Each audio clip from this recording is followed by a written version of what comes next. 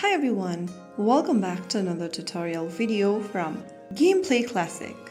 Today in this video, I'm going to show you how to change your name in T3 Arena. If you want to change your in-game name in T3 Arena, then follow through these steps. First of all, launch the T3 Arena app on your device and on the main home screen, tap on your profile picture located at the top left corner. After you do that, this will open up the player info section. Go to the top right corner and tap the three dots, and then from the options click on Edit Nickname.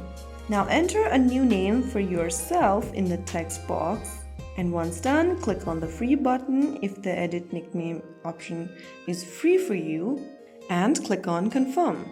Soon after you do that, you will be able to change your name for T3 Arena. If you want to change your nickname once again, then this time you may need to go ahead and spend some in-game currency. The first name change is usually free, so you'll get to do that for the first time after you create an account for T3 Arena. So that's how it's easily done. If you found the video helpful, don't forget to like, share and subscribe to the channel. I will see you again in the next video. Thank you for watching.